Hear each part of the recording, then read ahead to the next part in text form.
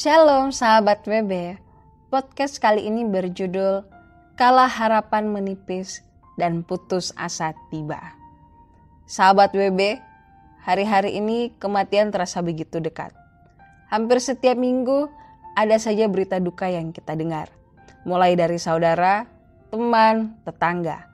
Banyak yang tak menyangka kepergian mereka masing-masing, ada yang tampaknya sehat-sehat saja, tak pernah terlihat sakit. Ada yang baru saja berkomunikasi dengan kita, atau ada pula yang baru saja kita tahu kabarnya melalui media sosial. Tetapi ketika maut menjemput, kita semuanya kaget dan tak mampu menafsirkannya. Dalam situasi seperti ini, masihkah kita merasakan Tuhan itu tetap dekat? Ataukah Dia terasa begitu jauh hingga sulit sekali direngkuh?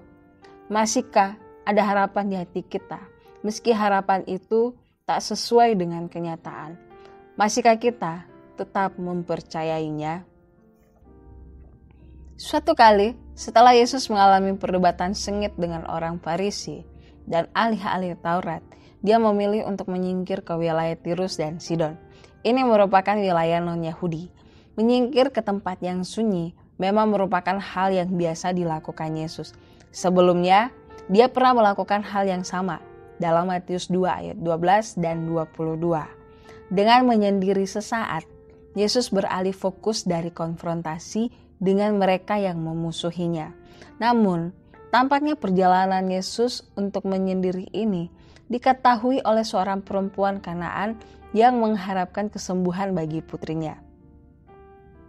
Alkitab tidak mencatat nama perempuan itu, tetapi menyebutkan dari mana dia berasal. Untuk mendeskripsikan keberaniannya, bangsa Kanaan adalah bangsa kafir.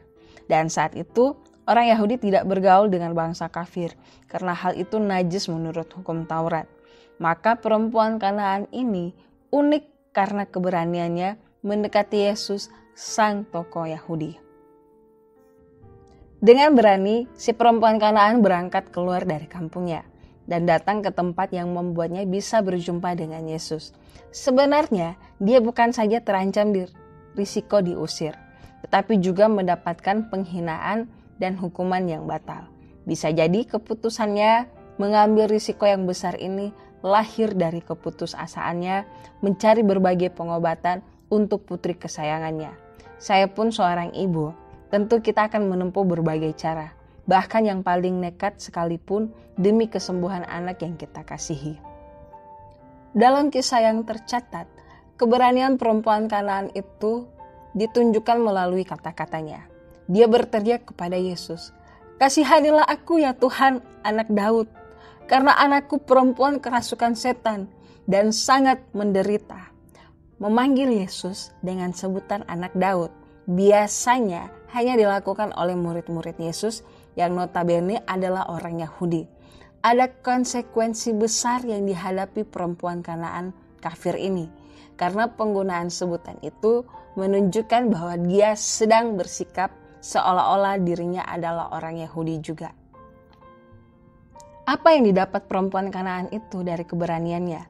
Seperti pengorbanan besar yang diberikan tak sebanding dengan respon yang diterimanya. Yesus yang selama ini didengarnya menyembuhkan orang yang sakit, membebaskan yang terbelenggu, tenar sebagai orang hebat yang menolong orang sakit di mana-mana. Ternyata menolak permintaannya, bahkan meskipun didesak oleh para murid agar Yesus segera memenuhi permintaannya itu, Yesus tetap saja menutup mulut. Menyerahkah perempuan itu? Sikap diam Yesus rupanya tak menghentikan langkah perempuan Kanaan itu. Dia bahkan mengemis agar Yesus menolongnya. "Tuhan, tolonglah aku." Ucapannya menegaskan bahwa tidak ada tempat lagi dia dapat memperoleh pertolongan selain Yesus. Namun sepertinya hati Yesus tak tergerak sedikit pun oleh permohonan yang begitu dalam dari seorang ibu yang merindukan agar putrinya hidup normal sebagaimana perempuan muda lainnya. Tragis sekali, Yesus malah mengasosiasikan ibu itu dengan seekor anjing yang tidak layak mendapat pertolongan. Tidak patut mengambil roti yang disediakan bagi anak-anak dan melemparkannya kepada anjing. Matius 15 ayat 26. Sekarang, menyerahkah perempuan itu? Alih-alih tersinggung atau pergi, dia malah menyadari betul kebenaran pernyataan Yesus itu. Memang merupakan kebiasaan bagi orang Yahudi untuk menyebut orang bukan Yahudi sebagai anjing. Benar Tuhan, namun anjing itu makan rumah-rumah yang jatuh dari meja tuannya. Matius 25 ayat 27. Dia tidak lagi berpura-pura menjadi orang Yahudi.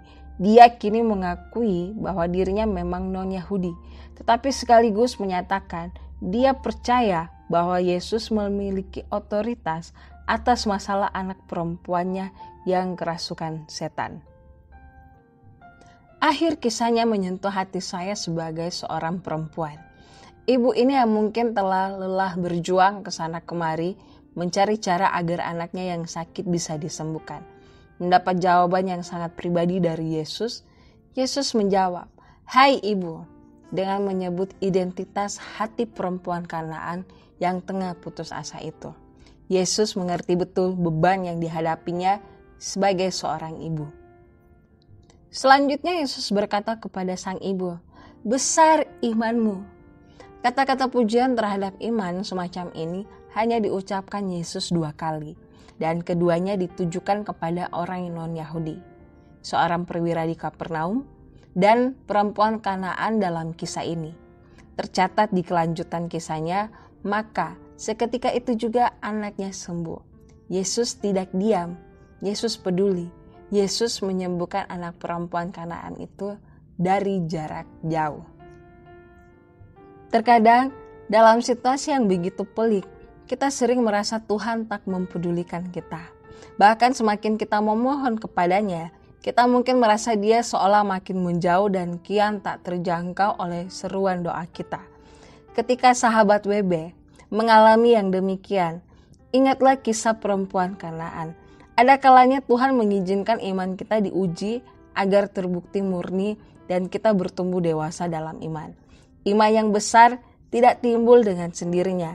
Iman yang besar lahir dari ketekunan dan kesetiaan untuk bertahan di masa sukar. Seperti pernyataan Ayub tentang ujian imannya.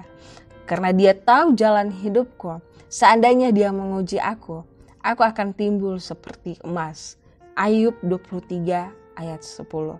Sahabat WB, jangan menyerah sebab Tuhan tidak pernah berhenti bekerja. Dari kisah ini ada 3 pertanyaan refleksi. Yang pertama, pergumulan apakah yang sedang kita hadapi sekarang ini? Yang kedua, bagaimana cara sahabat WB berespon terhadap pergumulan? Masihkah kita berpegang pada janji Tuhan? Yang ketiga, dalam proses mengalami pergumulan, bagaimana kondisi iman kita? Apakah iman kita sudah dan tetap bertumbuh di dalam Tuhan? Puji Tuhan, terima kasih sahabat WB. Shalom, Tuhan Yesus memberkati.